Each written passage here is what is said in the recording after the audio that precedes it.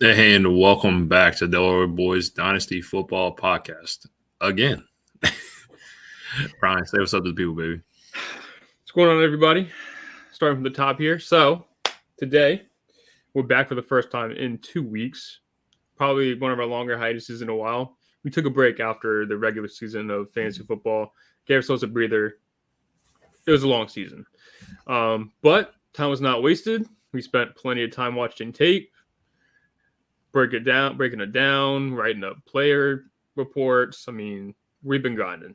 So today, we're starting with our first rookie review. And why not start with the consensus 101 in superflex leagues? USC quarterback, Caleb Williams. Yeah, before we do that, though, just want to say all our rookie reports are being dropped to our Twitter. So please check that out. Ryan has come up with a huge, innovative thing on Canva. Ryan is the man behind the madness here with this as well. He is killing it over there with Canva, something that I can never do, just so you guys know. Also, thank you. Taking a timeout. Ryan got fitted for his tux today, his suit. He is getting married this year, so I just want to say congratulations to him. And thank you for being a part of it. Absolutely. And my wife passed the biggest test of her career, so congratulations to my wife as well.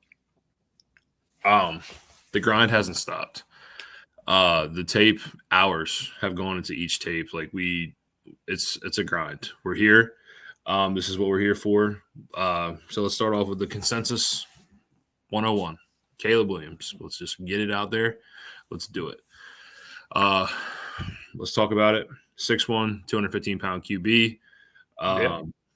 Unofficial 4.59 40 when it comes to his 40 out of high school. Let's just talk about his accolades. We all know 4-star recruit out of Gonzaga High School. Takes over his freshman year after the Texas game at halftime and took over a 5-star QB in Spencer Rattler.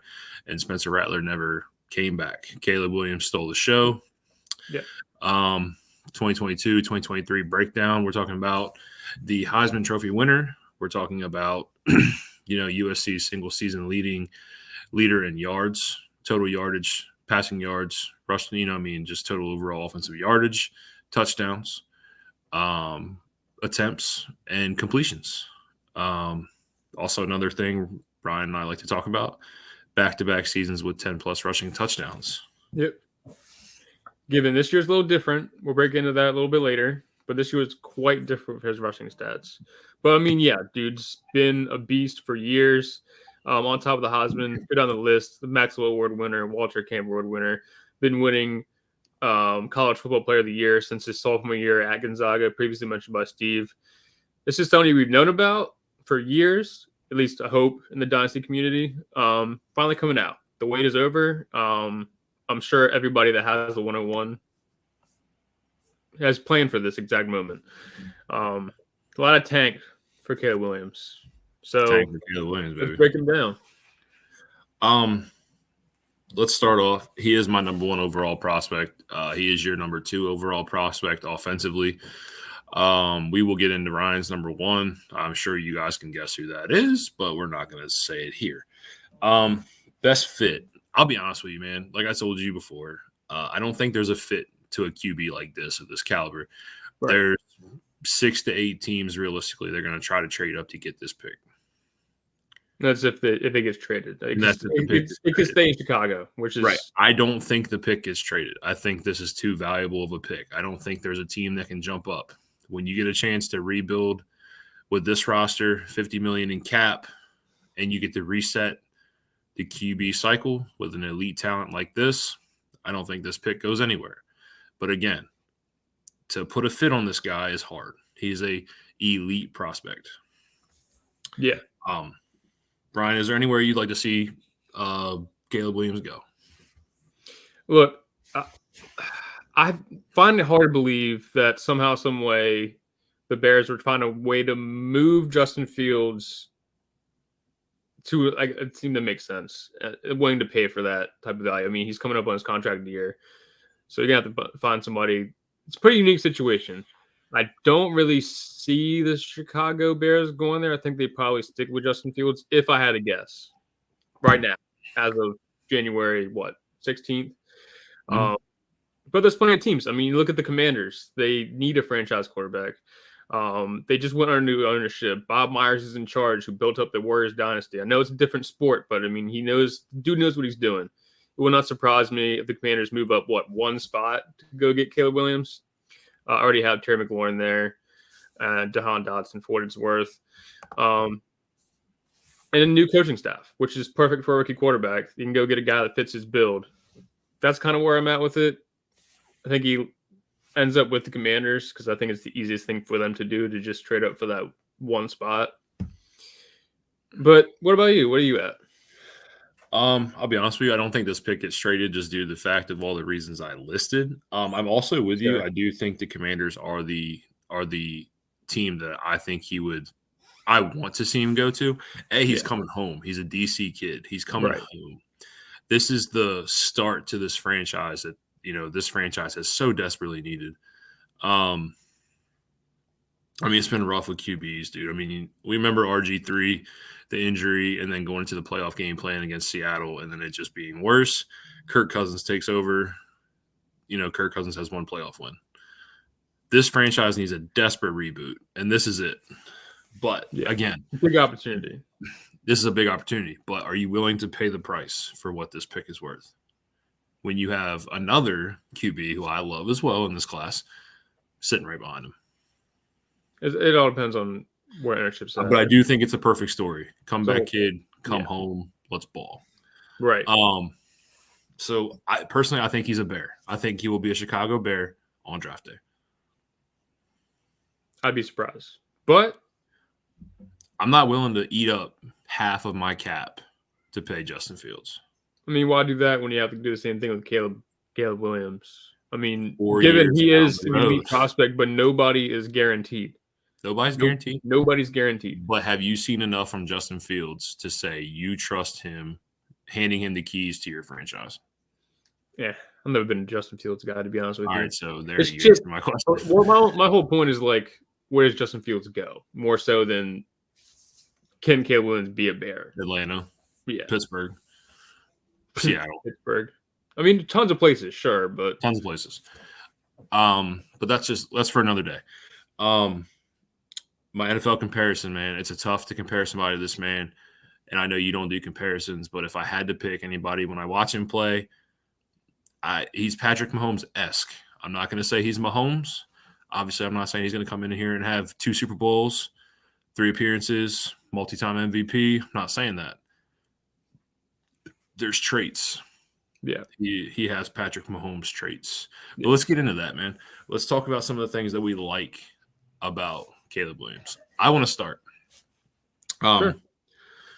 I'm going to say this. When it comes to making something out of nothing, when it comes to being off script, when it comes to moving, evading, and just moving around the football field, playing out of the pocket, playing off script, he's the best QB in this class. No question. Yeah. The ability to make plays off script, nobody better in this class.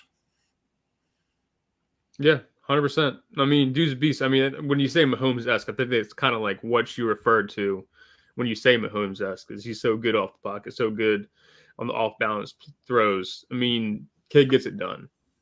Yes. Yeah. Again, I'm not going to say he has the best arm in this class because I do not believe he has that. But I believe mixed with the elite arm talent and the elite touch. When I say touch, I'm talking about the ability to change how he throws the football. Not just the rocket, not just the ability to deliver it on a dot. I'm talking about the ability to go over defenders, over the top of linebackers, over the top of DBs and safeties. You see that in a lot of his throws off script and a lot of those throws outside the pocket. This dude is unreal. Yeah, I think he excels on all 3 levels of the field as far as passing goes. I think his strong suit probably is the deep ball. He's got a great deep ball. The touch is insane. You can't touch on that already.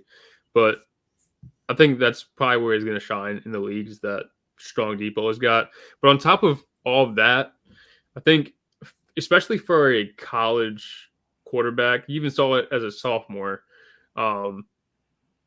dude's pretty mature out there. He's playing like, I mean, I don't want to say he's NFL ready off rip, but I mean, the way he can manipulate DBs with his eyes and maybe a few fakes here and there, it's kind of rare to see in college, and he does it so well, so consistently, and like players still haven't caught on, which maybe more is even more to Caleb Williams, but Yeah. It's one of the things that kind of surprised me when watching tape. Yeah, for sure. And the last thing I want to bring up is like his ability to not only beat you with his arm, but beat you with his legs. It's just like, I think it's going to be more of a situational type thing in the league. I don't think he's going to be one of those Lamar Jackson 700, 800 rushing yard guys. But I think if you look at Russell Wilson, how you consistently would see 400, rushing yards, 500 rushing yards, just situational awareness, being able to break when the play breaks down, being able to pick up something out of nothing. Caleb Williams does that. He's one of the best. He's an improviser. He knows how to do that. I love the way he can change the game with his legs as well. Yeah, I mean, back-to-back seasons with 10-plus touchdowns, something you want to see. But to note, this year is a little bit weird. Last year, you kind of saw him like, improvise here or there. This year, he only averaged 1.5 yards per carry. So he's not doing the most, but when he does, he's getting the job done. I mean, those are like Jalen Hurts type rushing numbers. But yeah, I wouldn't say he's like the most efficient scrambler in the league, but when needed, he can get the job done. I mean, you don't get 21 touchdowns in 2 seasons rushing the ball for nothing. Right. But for what it's worth, 1.5 yards per carry seems extremely low. He also was, I want to say, was like top 12 in most sack QBs in college football. He has one of the worst offensive lines in the game of college football. He did. Thank God. Thank God he is going to the draft. More importantly, thank God he didn't get hurt. But that's moving on. Yeah. Again, and with that being said, we all know that prospects aren't perfect. So let's get into some things that we don't like. I do want to start with the fact that under Lincoln Riley runs a spread West Coast type system. USC is typically, when they run this, it's typically a one read dump down type system. I want to see how he's going to transition into a pro style offense. Every QB that plays in the West Coast scheme has to go through this transition. I think it's possible. It is possible. Sure. I don't see, everybody's going to struggle, but that is something I want to keep an eye on. Yeah. Like I said, nobody's perfect. And then another thing that, like, I'm going to say it scares me, but it is something that, like, I kind of would have liked to see him do in college. He spent a lot of time in the shotgun formation, not a lot under center. That's another transition he's going to make. I'm not saying he can't make it, but you might see that a little bit his rookie year, struggling under center. Not something he's used to, at least for his years with Lincoln Riley dating back to Oklahoma. So, yeah. Obviously, being under shotgun, you get to hide some footwork issues. Yeah. So I do want to say, like I said, under shotgun, I want to see some 3-step drops, some 5-step, or out under center, some 3, 5, 7-step drops. Those are things that I want to keep my eye on. When he did do those things, the footwork wasn't the cleanest, but he was able to get away with it in college. Now let's see the NFL. Let's clean it up. Let's clean up some technique issues. Other than that, though, man, I mean, the only thing I would say is a little undersized. He's only 6'1", 215. Obviously, we're not talking about Bryce Young type size here, but just some things that I've seen. I think the biggest thing is if you can clean up the footwork under center and, just a couple, nitpicking things here, you got yourself almost a perfect prospect. I mean, dude's got drive. I mean, he's emotional in games. He cares about the game. I think he is a grinder. I think he wants to be great. Clearly he holds himself to a high level. You've seen that through expectations when he goes into the league. You've seen that in off-field interviews, on-field interviews even. So I think it's something that he can't overcome. Yeah, very professional guy, team leader here. So I have some tape pulled up. I have 5 plays pulled up that really stood out to me from Caleb Williams. Let me pull up my screen share here. I want to go through these here. I believe this is the first one. Yep. Let me show this. So what I want you guys to notice here, you're in man formation. You're in man on man right here. You got one-on-one up top. This is Brendan Rice up top. This is also going to be a play here where you're going to see his right guard get blown up. I just want you to watch this, and let's just take it step by step here. So here's what I notice here. Right guard's blown up here. As you can see, he's dropped back here. He's got one-on-one coverage here. Safety trying to file back. He doesn't get here. Just watch him improvise here, step up clean, and he's going to throw the ball across his body all the way across the field.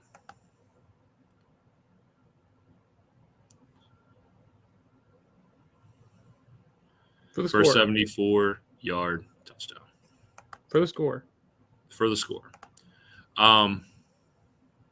Again, not many QBs that stand out to me that can literally throw off balance, off platform, across their body, across the field, a 60-yard strike like that and just deliver it. Yeah, I mean, we touched on earlier. I like what I'm saying. I think you're doing a great job. I was just kind of sitting here letting you do your thing, to be honest with you. But I mean, yeah, absolutely. My fault. No, you're good. Absolutely great breakdown. But yeah, no, I mean, stellar play out of him. Is that one up now? No. Hold on. I gotta stop sharing. I gotta go through each one. Yeah. So let's do this one. This is another one of my personal favorites here. The improvision here. I just want to show you this right here. I really want to emphasize his touch on the football. But I also want to show you his playmaking ability and to keep plays alive and extend plays. This is pretty nice here. I just want to show you this.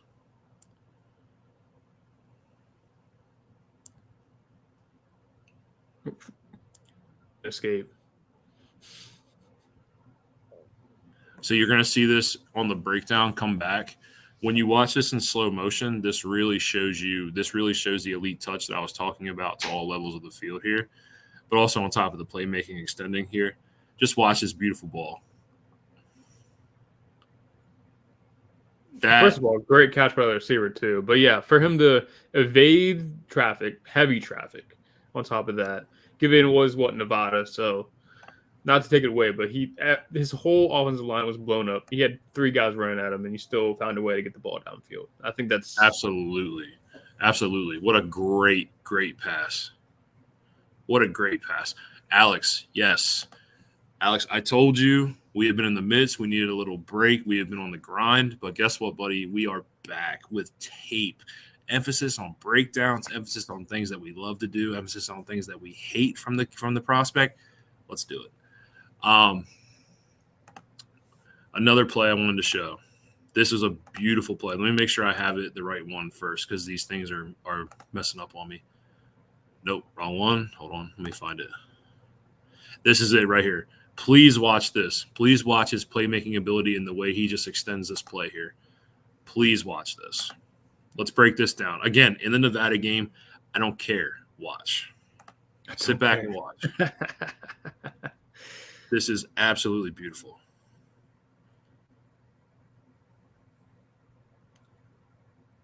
It dude looks like Russell Wilson in his prime. Dude, I mean, okay. So again, another thing that I have noticed. Have you seen a clean pocket in any of these films that we've shown? Well, like we kind of established in the beginning of this, it's like plays with one of the worst offensive lines in college. So it's like, how are you expecting to see these under center plays at the same time? Because I mean, dude immediately has traffic coming out. And you know what's crazy? That might be the cleanest play from the pocket we see all day. That might be. There just wasn't anybody open downfield. He had to improvise and make something happen. You think when he gets to the league, he's gonna think it's weird to actually have time in the pocket? Probably. It's like, whoa, this is nice. Let me see. Watch this. Again, another improvision play. This is against Notre Dame for anybody that wants to talk about competition.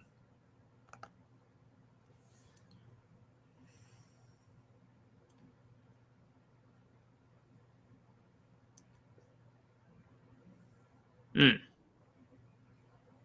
is a 23-yard run. He makes 23 yards out of absolutely nothing. Well, while being stuck like 6-7 yards in the backfield. While being stopped 7 yards in the backfield. I mean, That's his bread and butter, man. That's what he thrives on. And USC is very lucky he does thrive on that. Otherwise, any other quarterback, I don't know if they're doing much of anything. Dude is absolute trash against top 25 competition. Absolute garbage. Why don't you guys ever talk about that? Well, I'm going to be honest with you. It's really tough to evaluate, an overall player against top 25 competition when you have a defense who's allowing over 37 points per game and over in the last 5 games of their season this year, allowing over 500 yards of total offense. So when you're starting a game down 37-0, defense is allowing over 500 yards of total offense. That's really tough to evaluate just being a QB, putting blame on a QB. So, we can chalk it up to that. We could also chalk it up to the USC's, top 10 finish in 2022 in his Heisman season. But their team was overall really bad this year in 2023. Yeah. Hey, I did knock him for playing Nevada and showing up. So I just want to say, give me a break. But here's the thing. You get those 25 teams, especially against the top 10, 5. Now you're going from defense. That tape was against Notre Dame as well. That tape was against Notre Dame. True. But which they won that game. When you look at it, you're playing big boy teams that have big boy defensive lines against a very weak. I challenge you to go, like you just said, to go find one good clip from Caleb Williams where he has more than 3 seconds in the pocket. You're not going to find it often. I don't want to especially this season. 2022 was a little different. Smooth that. Don't get me wrong. You make a fair point.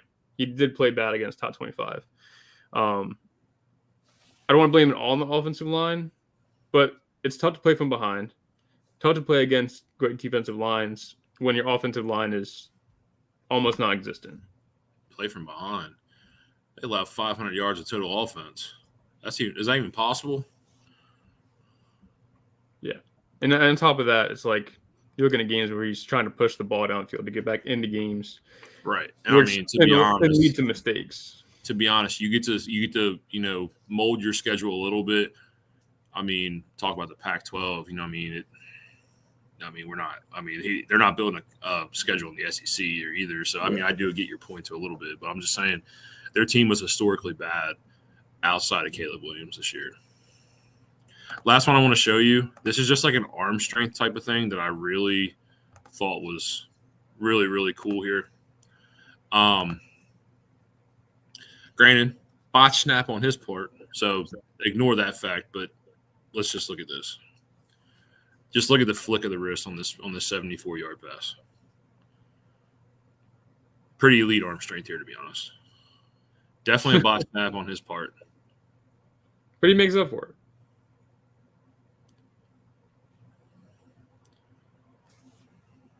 Just something to point out, man. It's just, there's traits here that show you that this guy has it to be great in the league. He does. He sure as hell does. No QB's perfect. Now, if he had a winning record of never losing a high school or college game like Trevor Lawrence, then this dude's the best prospect I've ever seen. I get it. So, yeah.